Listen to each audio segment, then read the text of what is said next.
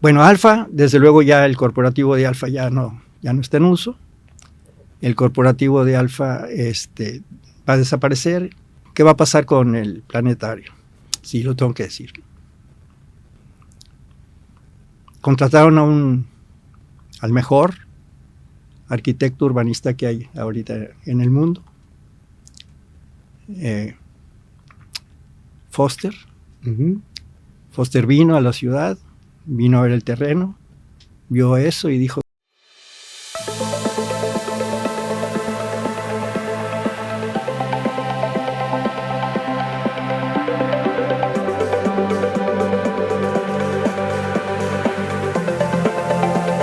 Hola, ¿cómo están? Bienvenidos, soy Guillermo Godínez Palma y hoy te vamos a presentar a la persona que hizo el primer paso a desnivel en toda la ciudad de Monterrey, el edificio Los Soles, lo que es Alfa, lo que es la macroplaza, el diseño, importantes pasos a desnivel, la calzada, bueno, un gran arquitecto, un gran urbanista. Y a pesar, digo, que lo estoy diciendo por el aprecio y cariño que lo tengo, creo que los hechos lo demuestran. Y es Fernando Garza Treviño. ¿Cómo estás, Fer? Bien, Guillermo, ¿y tú? Bien, también, gracias. Qué bueno, qué gusto y muchas gracias por la invitación. Yo honrado que hayas aceptado podernos acompañar. Sé que tienes una agenda pues muy ocupada. Ahorita estás en el Implan. En el Implan, sí, así es. Oh. De hecho, me retiré hace poco. En diciembre me retiré porque pues tengo otras cosas que hacer.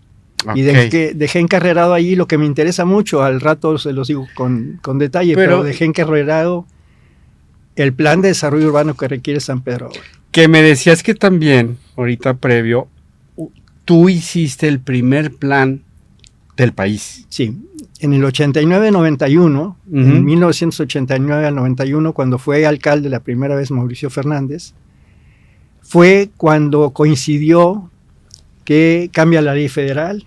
Los municipios no podíamos planear y no podíamos autorizar construcciones ni de edificios, ni de fraccionamientos, y entonces nos limitábamos, los municipios se limitaban con sus autorizaciones a las casas de habitación. Se acabó. ¿Quién autorizaba los edificios en cualquier municipio del área metropolitana y en todas las áreas metropolitanas y en todas las ciudades del país? Los estados. Y en el caso del Distrito Federal, pues el jefe del Departamento del Distrito Federal, que ahora es la Ciudad de México. Entonces, coincide con que cuando me invita a trabajar la primera vez Mauricio, en 1989 al 91, es cuando ya nos otorgan a los municipios facultades para poder autorizar construcciones, fraccionamientos, etcétera. Allí le planteo yo a Mauricio la necesidad de hacer el primer plan de desarrollo urbano. No había ninguno municipal. Había planes generales, había planes estatales. Aquí hubo planes muy buenos que hicieron por ahí pues los Cortés Melo, Guillermo Cortés Melo, sí. Y excelentes, pero no tenían la posibilidad de aplicarlos porque no había autoridad, es decir, la autoridad no era municipal. Entonces los aplicaban a nivel estatal y a nivel metropolitano, eran macros.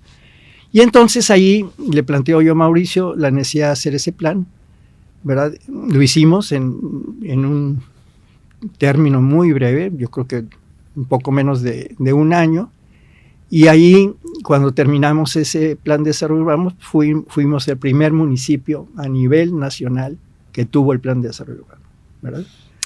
Yo llegué a Monterrey hace 36 años, en el 88, creo 89, veníamos de la Ciudad de México. Y recuerdo que me quedé maravillado con un edificio que para mí se me hacía como parte de Star Wars, se me hacía muy, muy, muy moderno para esos tiempos y sus formas y el puente y todo. Ajá. Y me refiero a Los Soles. Sí. Ya después, con el paso del tiempo, supe que era tuyo, pero sin hacer mucha coba es una respuesta que rompe en su momento. Todavía sigue rompiendo. Sí. Sí. Si nos trasladamos a ese momento, estamos hablando de 1980, 79, el arranque de la construcción. Y también si lo vemos, tú estabas muy chavo. Ahí va. Muy bien. Yo termino la carrera de arquitectura en el Tecnológico de Monterrey en el 73. Fundo mi empresa en el 75. Antes de fundar la empresa emprendí en varias líneas, pero sobre todo en la parte habitacional. Hice casas habitación, hice planes maestros, por ejemplo, para hojalata y lámina, ¿verdad? Quizás eso también ahí me facilitó el canal. Cuando precisamente estoy haciéndole trabajos al corporativo de Alfa allá en hojalata y lámina, en la planta,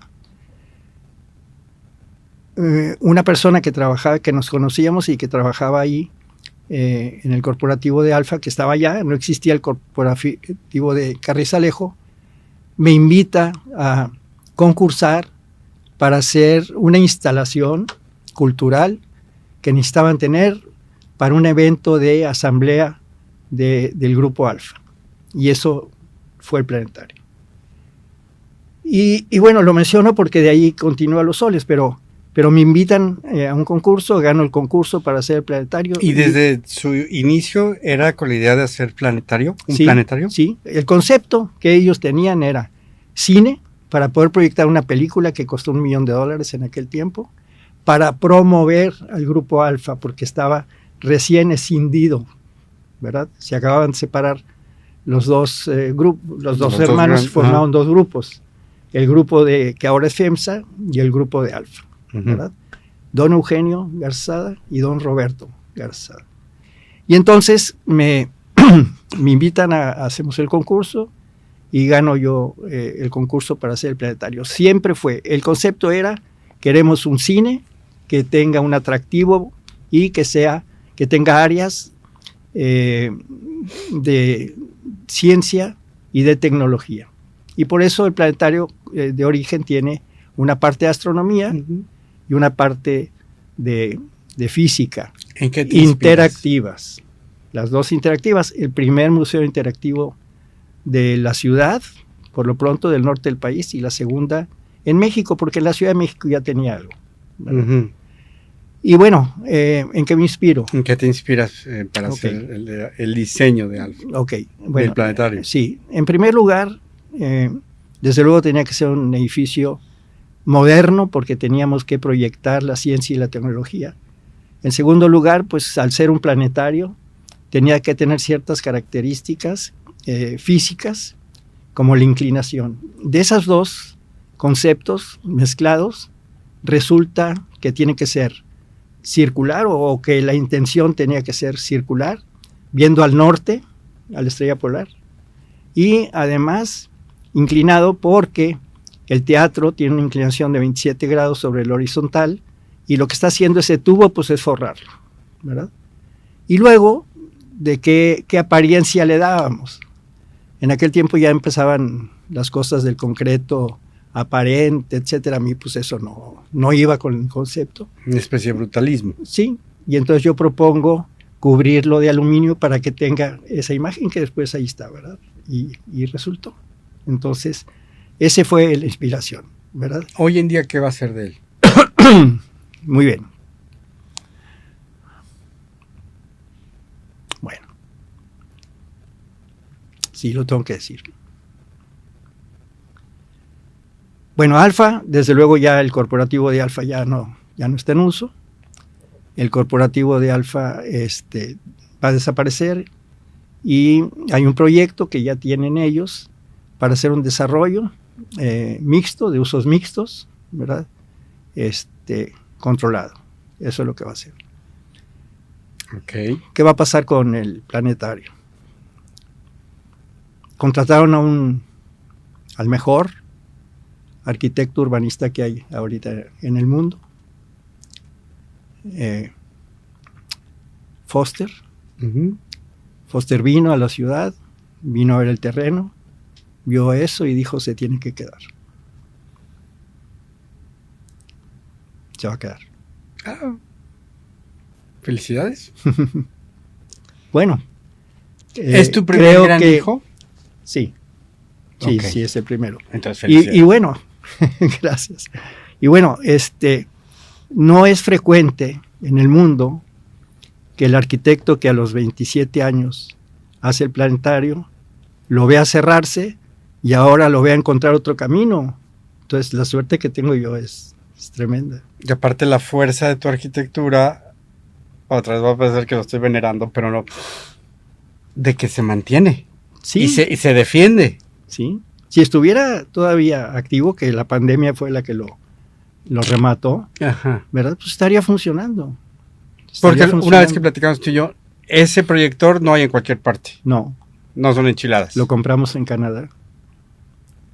Y la esfera con el proyector de estrellas la compramos en Estados Unidos, en el norte de Estados Unidos. Sí.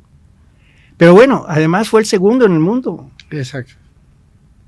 Y el primero en México, ¿verdad? Con esas características. ¿Y de ahí ya pasas a los soles? Y entonces de ahí, bueno, mi carrera empieza muy pronto, o sea, sí, yo ahorita estaba echando cuentas y estabas bien chavo. No, pues empieza demasiado temprano. A pesar de que me fui 2 años a Europa, a Francia.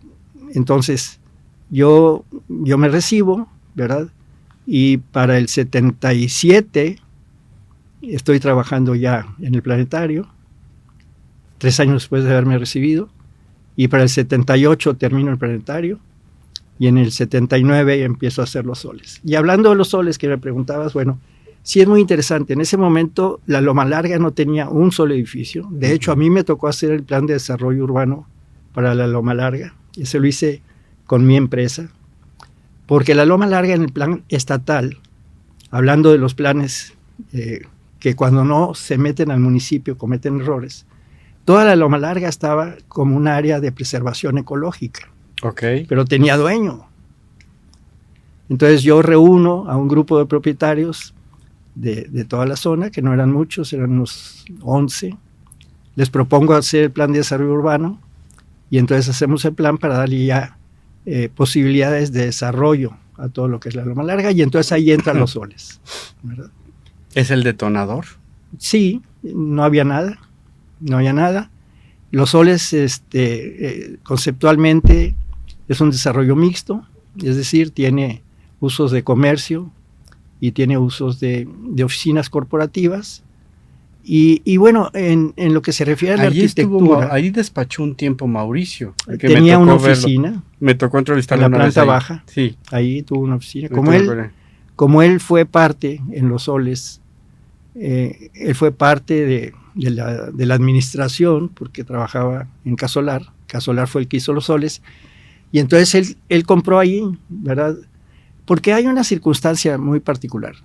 Se empieza la construcción en el 79 y se viene la crisis de los 80s. La que dispara el dólar de 12 a 24. La de la expropiación de los bancos, de López Portillo, sí. ¿Verdad?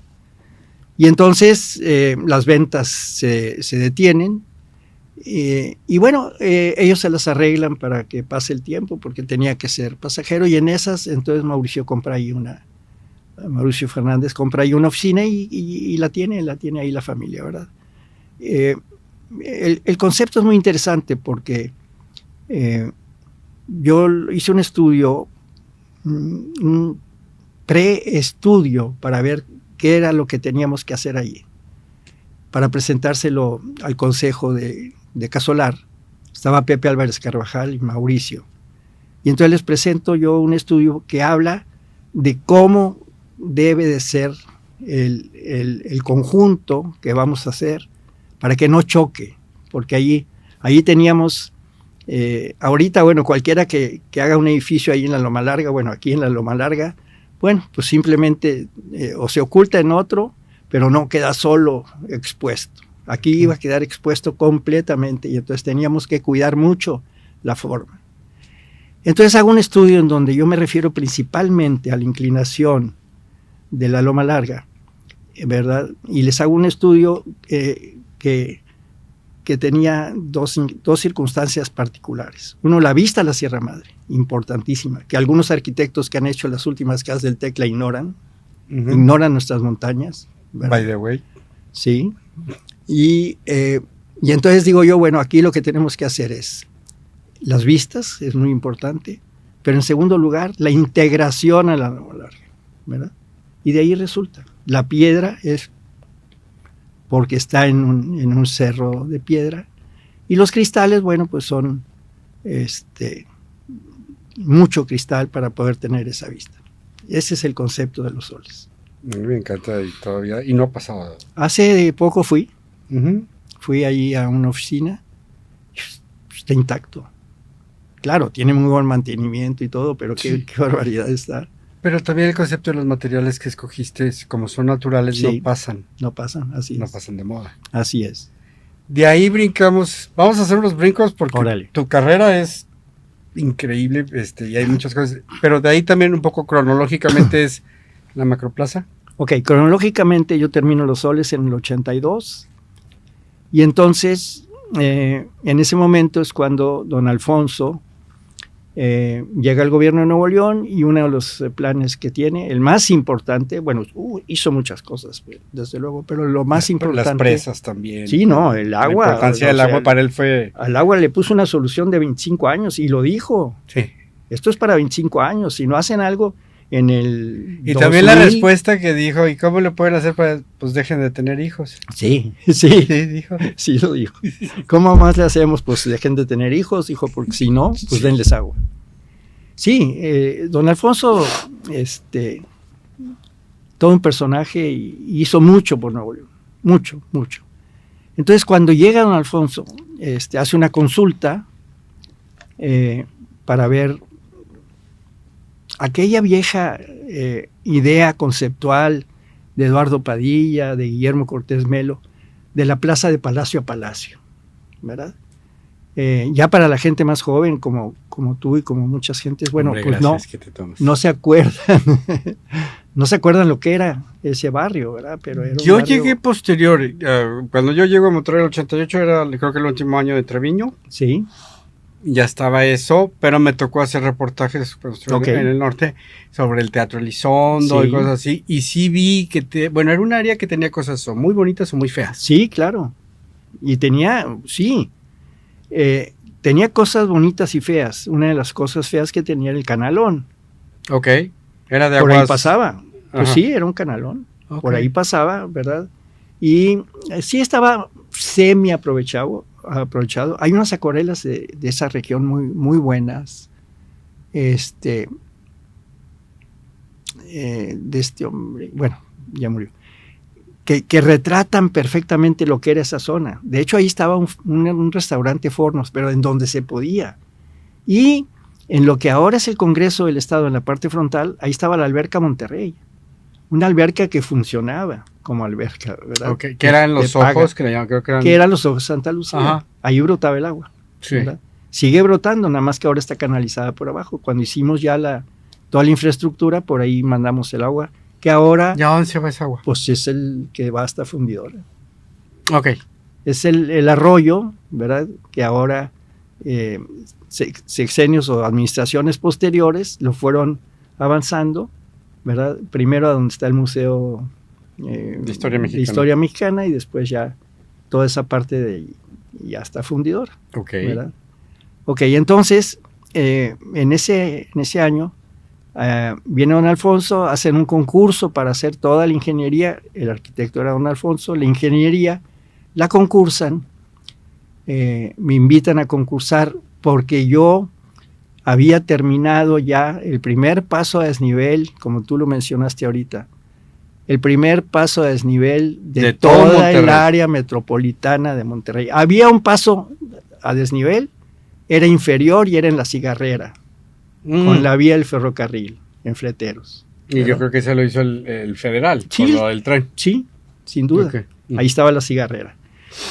Y entonces, acá, en ese cruce que era muy importante, en la colonia Vista Hermosa, el hospital civil, había una tienda por ahí, Azcúnaga, ¿verdad? Dice el alcalde Quintanilla, don Pedro Quintanilla Coffin, dice, pues vamos a hacer un paso de desnivel aquí. Como yo había hecho esa parte, me conocían, bueno, pues entonces me invitan, gano el concurso y me ponen una condición. Y la condición era, tenemos que tener la obra, número 1, tenemos que tener la obra en 6 meses, ya terminada, y tienen que hacer desviaciones que de ninguna manera vayan a provocar congestionamiento de tráfico. Lo cual se sigue... Pues terminamos en 178 día, días, ¿verdad? Trabajando día y noche, etcétera, ¿verdad? Pero terminamos. Hay una anécdota por ahí interesante, ¿verdad? Mi padre, ingeniero, también constructor, ex empleado de Alfa, en una de sus aficiones es la arqueología, la antropología también, y precisamente también le gustaban las estrellas. Bueno, estamos en las excavaciones una tarde-noche y uno de los trabajadores de una máquina me dice, oiga, encontramos algunas cosas aquí que no sabemos qué son. Quiero recordarles que el río Santa Catarina por ahí pasaba, en uno de sus brazos, antes de que se canalizara, porque está el Cerro del Obispado y se divide en dos. Esto provocó que ahí hubiera mamuts, porque ahí tomaban agua. Y entonces cuando el muchacho saca la pieza, me doy cuenta que es una muela de un mamut. Y les dije, bueno, a ver, cálmenla, no excaven. Deja de preguntarle a mi papá, a ver qué. Viene mi papá, me dice, oye, claro que es un mamut. Y él sabía muchas cosas y sabía identificar. Me dice, oye, para. Y lo sacamos todo. Dije, papá, no puedo parar. ¿Cómo? No puedo parar, tengo un compromiso. Y entonces me llevé la muela a mi casa y ahí está. Wow.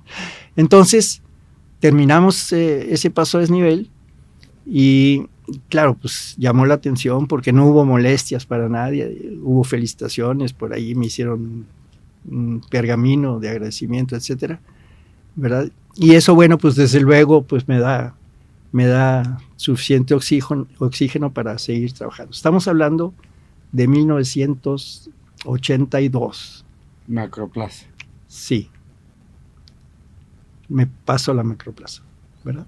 Y en la macroplaza, como te decía... ¿Cuántos años duró la macroplaza? El tema de la macroplaza. No, un año también. Una locura. Es que bueno, yo hoy en día estoy acostumbrado a muchos años para hacer una obrita. Sí, no, bueno, si tomamos en cuenta todo, que lo tenemos que tomar en cuenta. Desde la tumbada hasta la Desde antes de la tumbada, la reubicación, había gente que vivía ahí. Sí, porque acuérdate que es lo que es la macroplaza ahorita, más 2 cuadras para cada uno de los dos lados. Ok. Entonces había mucha gente que vivía allí.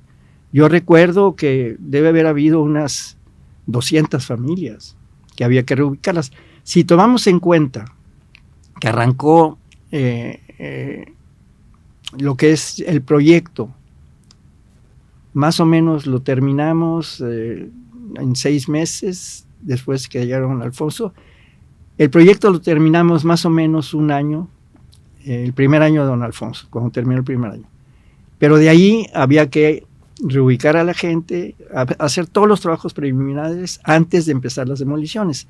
Si lo tomamos todo eso, son 2 años y medio, ¿verdad? O sea, don Alfonso todavía vio la macroplaza por otros 2 años, antes de terminar su sexenio. Por eso cuando tú llegaste, pues ya estaba. Sí, ya estaba Jorge Treviño. Y Jorge Treviño, no, estaba completamente. O sea, don Alfonso no dejó nada sin terminar, nada. ¿Y él cuándo termina, don Alfonso? Don Alfonso termina en el 82. Ok. 78, 76, 82. Ok. Y entonces, bueno, terminamos ahí y estaba ya Jorge Treviño.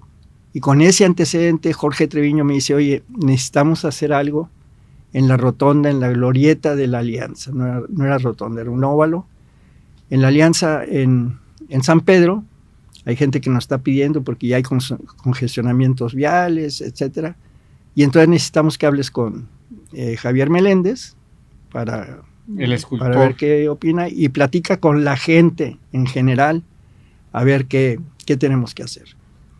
Y entonces contraté a una arquitecta para que hablara con todos los vecinos, que de hecho estuvo durante toda la obra, estuvo revisando que no hubiera ahí molestias y que si había quejas las pudiéramos canalizar. Y entonces hacemos la ingeniería y me piden que haga yo la gerencia de la obra, es decir, que yo haga la obra. Y también, o sea, hacemos la obra muy rápido. terminamos precisamente en el 89, quedan listos los pasos a nivel, que hay que tomar en cuenta que son Ricardo Margain con Vasconcelos y después Vasconcelos con Calzada del Valle. Es toda la zona que tenía o que tiene toda esa obra de los 4 pasos de nivel. Que ahora, hoy en día también va a volver. Que hoy en día, siendo yo ya secretario de Desarrollo Urbano, en la segunda ocasión, 2015, 2018, le propuse a Mauricio Fernández que hiciéramos una actualización de toda esa zona, porque pues ya el tráfico es mayor, ya la gente que viene del sur hacia el norte no puede tomar Calzada del Valle, tiene que ir a Ricardo Margain, bueno, lo que sabemos todos, ¿no? La complejidad que tiene. Y en aquel tiempo pues le faltaron esas 2 canalizaciones, la vuelta izquierda hacia Calzada del Valle, y también le faltó una vuelta hacia Calzada del Valle y la otra para evitar Ricardo Margain. Entonces hago yo un proyecto ya siendo secretario de Desarrollo Urbano en el 2016, que es el que se está construyendo ahora. Ok, entonces vamos, Macroplaza, 80 y tantos. Primer plan de desarrollo, ¿verdad? Y en ese mismo trienio, con Mauricio como alcalde, hacemos Alfonso Reyes, es decir, hacemos lo que sería prácticamente la primera etapa de Alfonso Reyes, que no sé si recuerdan, pero no era Alfonso Reyes, se llamaba Venustiano Carranza. No me acuerdo. Entonces tomamos Alfonso Reyes, estoy hablando del 1990. Tomamos Alfonso Reyes, hacemos un estudio para ver los recorridos y obviamente, bueno, pues hay un par de tapones, vamos a decirlo así, y uno de ellos es el Rosario. La famosa calle Frida, ¿no? Sí, Frida, exactamente. Que era privada, ¿verdad? Y que dejó de ser privada. Entonces, pues hacemos los estudios y en ese trienio, que terminó en el 91, pues pudimos darle continuidad a toda la avenida, ¿verdad? Lo que ahora es común, ¿verdad? Tú puedes llegar desde Valle Oriente hasta Valle Poniente por Alfonso Reyes, que es una de las avenidas que tiene más conectividad. Esa y Vasconcelos son las que tienen más conectividad en todo el... Bueno, y desde luego Lázaro Cárdenas, pero en el otro sentido, ¿verdad? Entonces, bueno, nos tocó trabajar ahí y bueno... ¿Ya estás en la cosa de las casas del TEC? Ok, la primera casa del TEC ya estoy en las casas del TEC. De hecho, me regreso porque cuando termino el planetario, 1978, ¿verdad? Me invita el TEC a hacer la primera casa. Y la primera casa la hago yo. Ahí el interiorismo lo hizo pues un arquitecto en el sector de Fátima, 1979. Ahí comienzo. Y de ahí en adelante una por año. Así de fácil, porque son 33 casas en 40 años. Entonces, ya para nosotros era común, ¿verdad? Inaugurar una casa del TEC, ¿verdad? De nosotros. De esas casas, ¿cuál fue la del mayor reto o la que más te gustó? O la 100, desde luego, el sorteo número 100 fue la más importante. Ahí se presentó el cambio, está en la cima. En la cima hicimos 4 o 5 por ahí. Está en la cima y esa fue la primera que tuvo un teatro, porque el TEC estaba casi sin competencia. La siembra cultural estaba, desde entonces ya hacía casas, pero las casas que hacía la siembra cultural no eran para el cliente que buscaba el TEC. ¿Por qué? Pues por la zona, porque el TEC tenía terrenos acá en San Pedro y la siembra cultural trabajaba más bien en Monterrey. No porque fuera menos o más, simplemente eran diferentes mercados. Y entonces en el 79 me invitan a hacer la primera y de ahí seguimos, ¿verdad? Hicimos varias. ¿Cuál es la que más me gustó, vamos a decirlo así? Y el mayor reto, pues sí, la número 100. Aunque no fue la que más me gustó.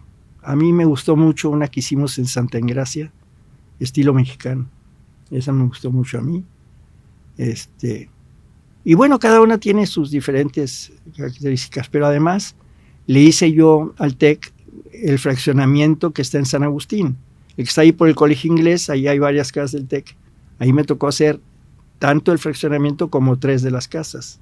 Y ahí Juanita también hizo otras 2 casas. Yo creo que es lo que más satisfacción Juanita me dejó. es tu esposa. Juanita es mi esposa. Que también ella es arquitecta, sí, es arquitecta, interiorista, y entonces juntos hicimos unas 15 casas, juntos, pero en total, entre ella más yo, hicimos 33 casas del TEC. Muy bueno. De hecho, eres el que más ha hecho. Sí, no hay nadie que haya hecho de esa cantidad de casas. Y no va a haber. Ok. Porque no están repitiendo, Memo. Sí, cierto. No están repitiendo. Pero también es por mercadotecnia, ¿no? Porque quieren traer joyitas. Sí. Sí, pues pagan nombre. Que algunas no han brillado mucho. Y otras inundan. Sí.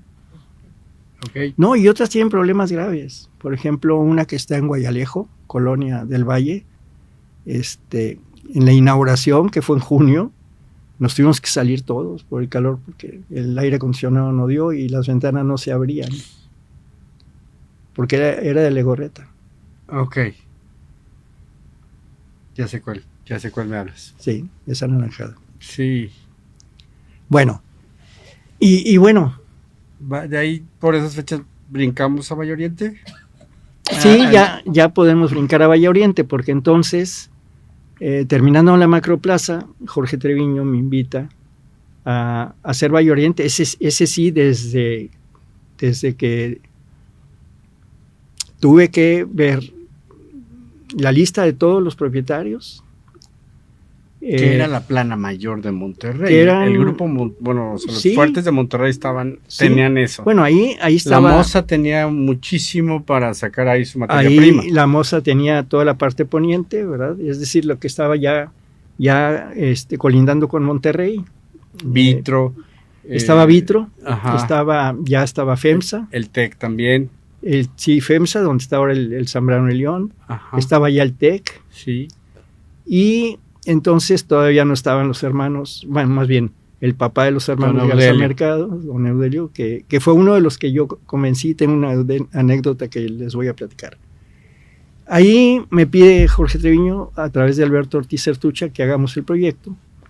Y entonces lo primero que hago es entrevistarme con todos los propietarios para transmitirles la intención del gobierno del estado, porque había otras ideas pues que no coincidían mucho, porque el detonador de ese proyecto fue precisamente el gobierno del estado. Acaba de pasar el huracán Gilberto. Uh-huh. El gobierno del estado tenía 40 hectáreas allí, en Valle Oriente, y entonces Jorge Treviño dice, a ver, si vendemos este terreno, pues podemos dedicarlo a todas las reparaciones que hay que hacer. Había muchas cosas que hacer, sobre todo en los márgenes del río. Pues el huracán se llevó cantidad de cosas. Y entonces, platicando con él y con Alberto Ortiz, les digo, bueno, pero hay que darle un valor agregado, porque no lo vas a vender así. Y entonces fue cuando decidimos hacer un proyecto urbanístico que le diera valor al terreno para poderlo vender, ¿verdad? Y así lo hicimos. Entonces, ese es el detonador. Después hablo yo con Eudelio Garza Mercado, Garza es su primo Almaguer. Garza Almaguer. Entonces hablo yo con él, hablo con Visa, hablo con Vitro, hablo con los Calderón, uh-huh. de José Calderón, tenían también ahí el terreno. La Moza. Losúa. Sí, con Toño Losúa. Papá. Toño papá, que éramos amigos, pero además fue mi maestro. Entonces, hablo con todos y nos ponemos de acuerdo para hacer un proyecto urbanístico, pero de primerísimo nivel, ¿verdad? Que se sigue viendo, se sigue después de 30 años. Entonces, hacemos el proyecto y había varias cosas muy importantes. Se lo presentamos. Entonces, bueno, hice el proyecto y todavía no trabajaba yo con Mauricio en ese momento, pero entonces le llevamos el proyecto a Mauricio, fue antes de que yo entrara en la primera administración de él, y entonces siempre, Mauricio no era de los decir, pues está bien, ándale, él siempre aportaba, siempre. Y entonces decía, ok, pero a ver, ¿qué piensan hacer con todas las áreas de sesión municipal? Y le digo yo, bueno, pues lo que queremos es que no se vayan a hacer parquecitos por todos lados, pero francamente, Mauricio, pues no sé cómo hacerlo. Porque al hacer este macro afectarías... Pues empieza a ser como las privanzas. Sí. Una colonia con un parquecito. Y otra, ¿y a quién le sirven? Pues no. Y entonces me dice, oye, pues vamos juntando todas las áreas de sesión municipal en un gran parque. Digo, pues sí. Y entonces resulta el Parque Rufino Tamayo, donde ahora está la Milarca. Y entonces hago el anteproyecto, lo presento a los propietarios, los que ya mencioné, y entonces Eudelio dice, oye, pues a mí me tocó parque, ¿y ahora qué hago? Y entonces le tuve que explicar. Pero sería para explicar a la gente cómo se obtiene estos terrenos. Se hace una subasta. Y ¿sabes cómo? No se hace una subasta. Ya con el plan maestro, califica los terrenos en función de la ubicación y el uso. De acuerdo con la ubicación y el uso... Que ya estaban predeterminados, por lo que estoy entendiendo. Sí, porque era el plan maestro. Con eso, tú le das valor al terreno, ¿verdad? Y en vez de subastas, un avalúo de cada uno de los terrenos antes del proyecto. Y les tienes que regresar el mismo valor en tierra, pero en otra ubicación. Entonces yo les digo, mira, y sobre todo a Eudelio, que en paz descanse, le digo, mira, es como si agarramos todos los terrenos en una licuadora, le hacemos así y luego la ponemos. Sí, pero a mí me tocó parque, pues sí, te tocó parque en donde estaba tu terreno anteriormente, pero mira ahora, ¿verdad? Y entonces les hago la propuesta ya con propietarios, cuidando mucho, desde luego, que el valor económico que tenían, ¿verdad? Que se compone de dos cosas, superficie y precio, pues fuera el mismo. Y resultó, y ahora pues es Valle Oriente. Ok. ¿Y después qué pasa con Fernando Garza Treviño? Bueno, ya andamos entonces... En los 90s, me voy al municipio de San Pedro, hago el primer plan de desarrollo urbano, ¿verdad? Y bueno, pues no nomás eso, ¿verdad? Estoy 3 años, del 15 al 18, ahí con el ingeniero Mauricio. Ahí ya, para no tener conflicto de interés, ahí ya cierro temporalmente el despacho y me dedico a eso. ¿Y qué hacemos ahí? Bueno, para empezar... A la función pública. A la función pública. Okay. Bueno, a retomar la función pública, porque ya la había tomado en el 89. Sí, pero ahora 89-91, pero ahora es de lleno, sí. Y bueno, ahí sí fue un reto muy importante, porque recordarás, y la gente que nos vea o que nos escuche lo va a recordar, tomo una secretaría y en general tomamos un municipio de 6 años de abandono, de 6 años de malos manejos, que por cierto acaban de inhabilitar a 2 personas que trabajaron allí. ¿Quién fue el en anterior, esos 6 años? Esos 6 años. Miguel Treviño. ¿Quién? Miguel Treviño. Ok. Estoy hablando del 15 al 18, no, Miguel Treviño es después. Ok, sí, esto que acabo de mencionar, ¿verdad? Es posterior. En ese año, ¿verdad? Yo tomo la Secretaría de Desarrollo Urbano y la tomo con nuevas facultades. Modificamos la ley orgánica para poder entonces tomar toda la parte medioambiental, que no la teníamos. Había un departamento de ecología y más bien estaba en servicios públicos e infraestructura. Pregunta, profesor. ¿A ti te toca también lo de las calzadas? Sí. Anterior a eso. Y Carlos Alanís von der Meden y todo eso. Sí me toca. Sí. Y me toca con Fernando González de México. Me toca hacer los duendes también, ¿verdad? Me toca arborizar las 2 calzadas que bueno, yo lo recuerdo, a lo mejor poca gente lo recuerda, pero las 2 calzadas eran de tierra y tenían una pistita de 1 metro de ancho, ¿verdad? No había árboles. Que luego también con otra administración, o sea, se trató de hacer unas cosas y también por Humberto Lopo y fue un fiasco. Sí, no funcionó.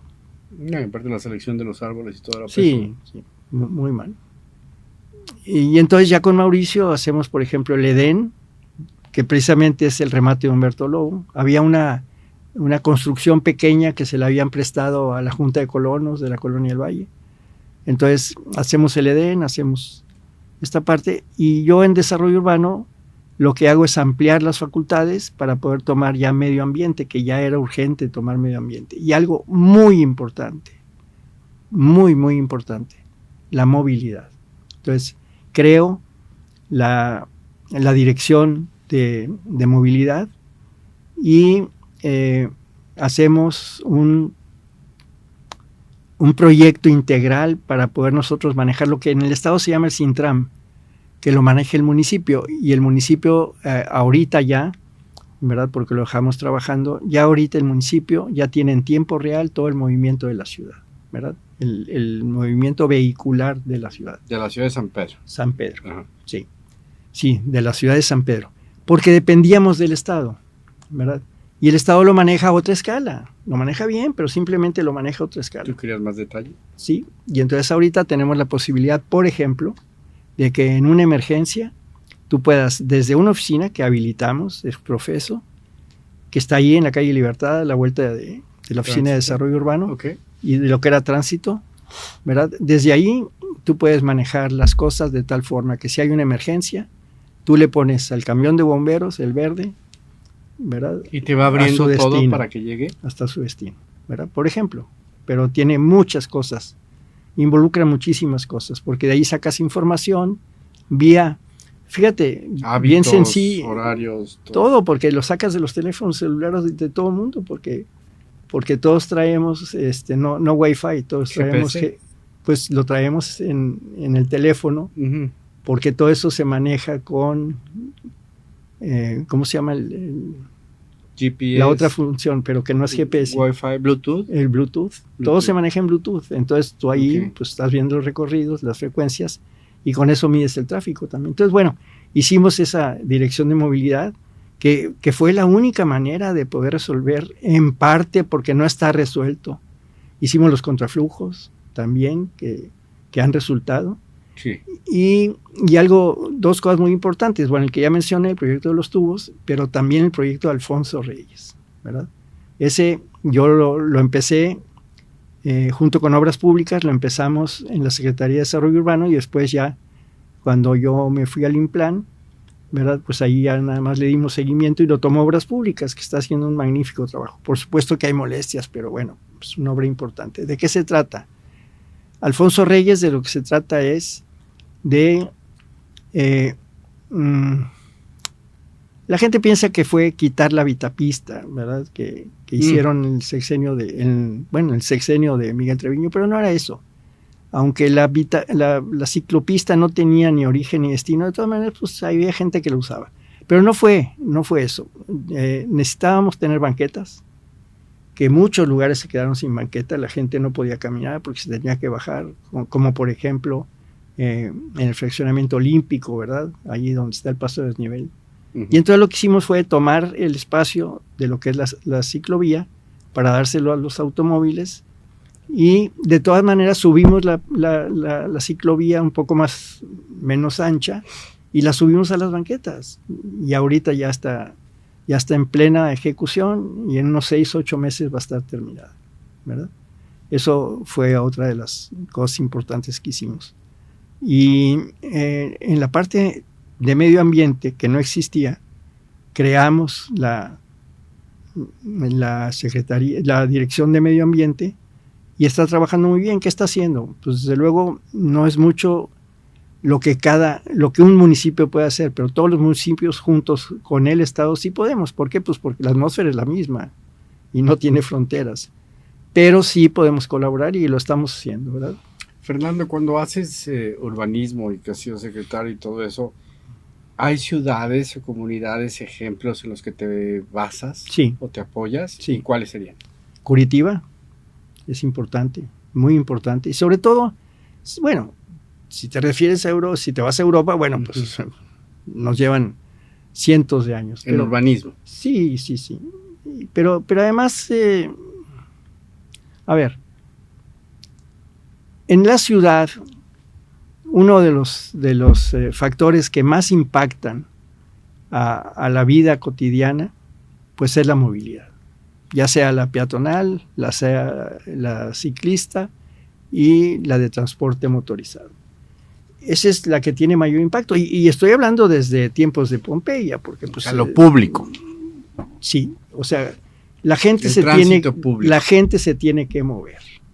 En Europa lo han resuelto, nosotros estamos muy lejos de resolverlo como lo resolvió Europa, porque cuesta mucho dinero. ¿Cómo lo resuelve Europa? No permite que se concentre la población. París tiene la misma población desde hace cientos de años. Sí, hoy estaba comiendo con una amiga y estábamos hablando sobre la calidad de vida de México y todo eso, y sus hijos viven en Alemania. En Alemania tú no puedes pintar la casa del color que tú quieras. Uh-huh. No te puedes cambiar de casa sin avisar. Uh-huh. No puedes irte a otra colonia sin ver si cabes. O sea, ahí... Claro, porque no eres dueño de la ciudad. Y con eso, si tú aplicas la ley uniformemente, bueno, lo que hace es que disminuye los conflictos entre los vecinos, porque conflictos hay en todas partes, pero los minimizas. Uh-huh. Porque cuando hay un vecino que aprovecha circunstancias, pues el otro, a alguien perjudica. Entonces, de las ciudades que más avance tienen, Curitiba, y estoy hablando de las latinas porque tanto Estados Unidos como Europa se manejan diferente. Europa mucho mejor, desde mi punto de vista. Es que somos latinos y ellos son anglosajones. Sí, entonces, tiene mucho que ver, sí, claro. Pero ellos son ricos y nosotros no. ¿Sabes quién me dijo eso? Eudelio. Sí, claro. Él me dijo, nunca pienses, y me dijo, Memo, nunca arquitecto y todo eso pensando como de McAllen para arriba porque ellos son anglosajones. Sí. Vete a México. Sí, pero aparte son ricos y tiene mucho que ver la riqueza y cómo se reparta la riqueza. ¿Por qué tiene mucho que ver? Porque, por ejemplo, en una ciudad, como decía yo, en París, pues París no crece porque no tiene necesidad de crecer y la gente no tiene auto y si lo tiene guardado porque lo usa nomás el fin de semana. ¿Por qué? Porque tiene transporte público. Sí. Y nosotros no tenemos transporte público. En general, la Ciudad de México se salva, pero en general no tenemos. Monterrey, pues, Nuevo León. Geográficamente no te permite, ¿no? Así es. Los grandes trayectos de metro y todo eso, la geografía de Monterrey lo evita. Sí, tiene mucho que ver. Uh-huh. Entonces, ahí nos falta mucho. Nos falta muchísimo. Desde el punto de vista urbanístico, Monterrey tiene que resolver el transporte colectivo y el transporte masivo, que pues ahí vamos con un par de líneas que parece que se terminan y no, pero bueno, está probado que en una metrópoli como esta, pues el metro es la solución, o sea, no le busques. Pregunta a los 64,000, ¿los regios están preparados para entrar en un orden urbano? No. A ver, ¿verdad? Somos la ciudad, hablando del área metropolitana, somos la ciudad que más accidentes viales tenemos en el país. Somos la ciudad en donde la gente, donde hay más conflictos, inclusive peleas, golpes, etcétera, por accidentes de tráfico. Uh-huh. Y somos la ciudad que más autos tiene por persona, uh-huh, ¿verdad? Per cápita. Entonces, con esas circunstancias, y si esto sigue la misma tendencia, no hay manera. No hay calles. Bueno, aunado en que no tenemos infraestructura. Y si la tuviéramos, andaríamos en un quinto piso ya, que no es la idea de ninguna manera. ¿Se puede colapsar la ciudad de Monterrey? Sí, yo creo que ya ahorita, sí, mira, ahorita que estamos de vacaciones, yo he hecho recorridos ocasionales y aprovechando vueltas que yo tengo. Hoy, precisamente, fui a la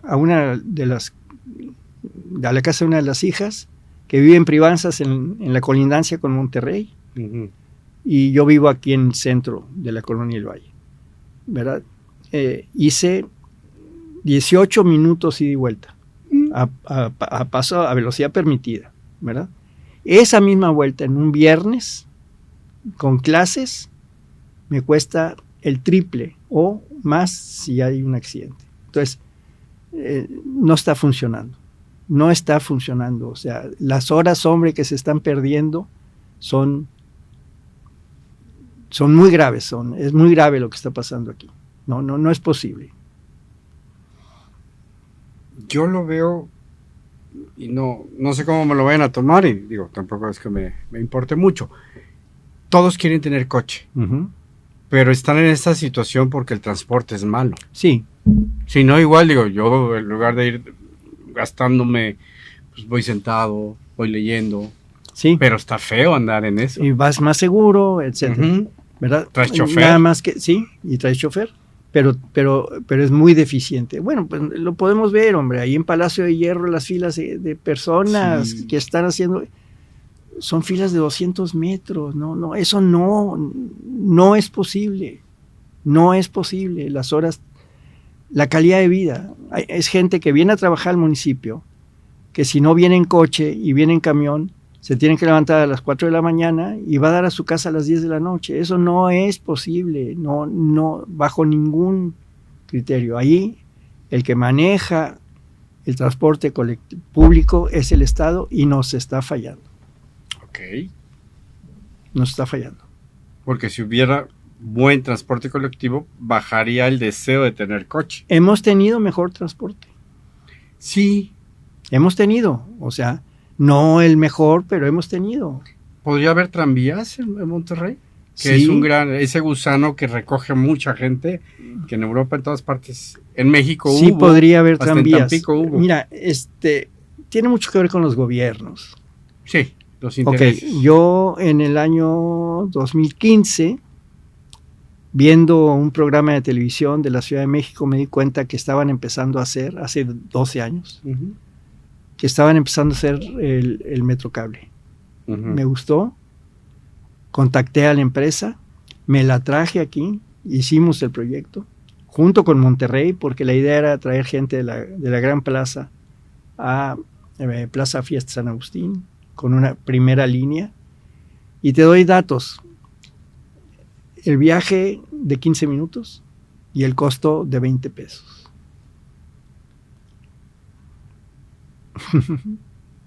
Y no terminé el proyecto, ya estaba listo para empezar ya con la obra y se lo entregué a Miguel Treviño y ahí lo dejó. Y perdimos 6 años. Entonces, esa es una forma de mover gente. Brasil lo está haciendo. ¿Sabías tú? Porque yo los vi.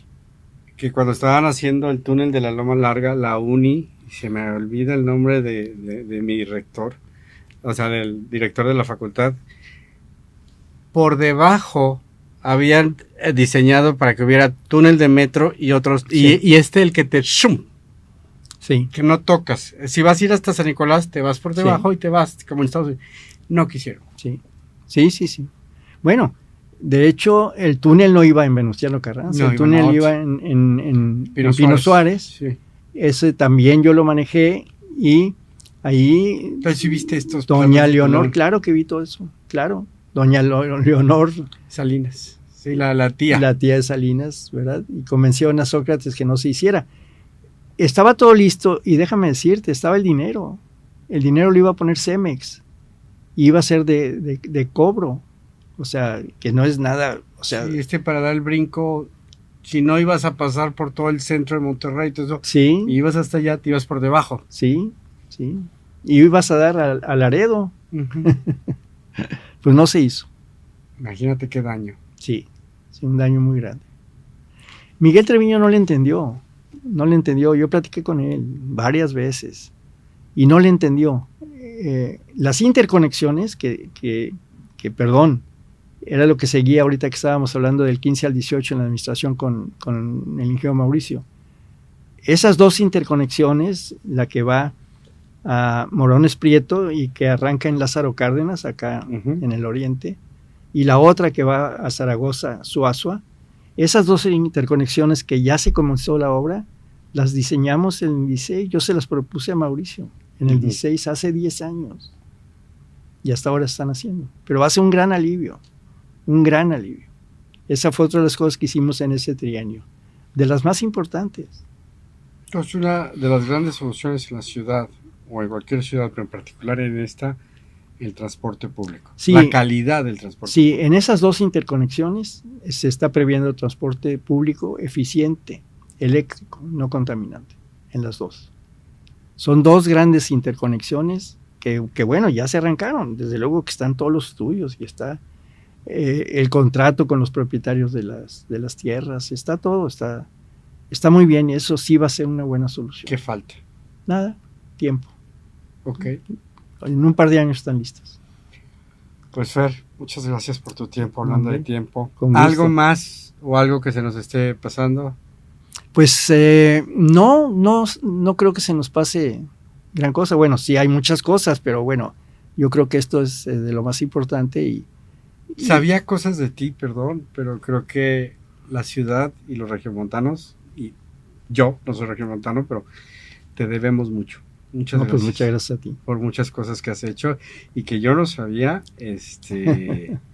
y pues gracias. No, hombre, muchas gracias a ti, mano. De veras, lo aprecio mucho. Y mira, más que mi persona, aquí lo importante es que los jóvenes, que fue lo que hice yo en la administración del 15 al 18, Mauricio me dijo, mete gente joven. Y sí, hay pura gente joven ya ahorita capacitándose, ¿verdad? El servicio público no es fácil, ¿verdad? Y bueno, esto, si se publica, bueno, pues aquí lo que más me interesa es que la gente joven lo vea para que vea que hay soluciones y que apoye las soluciones cuando se den los proyectos y que se sepa de qué se trata. Y también que se acerque, que escuche, que se entere. Sí, que se enteren, sí. Y que vean que es posible. Y que son soluciones bien, o sea, aplicadas hace 50, 60 años en otras partes y han funcionado. Así es. Y que el trabajo de 35 años de un alcalde como Mauricio Fernández con todo su equipo, ¿verdad? Pues tiene ahorita una ciudad, pues que, no lo digo yo, la mejor ciudad del país. Pues nuevamente gracias y gracias por la entrevista y por tu tiempo. Al contrario, gracias a ti, Memo. Muchas gracias. Nos vemos hasta la próxima.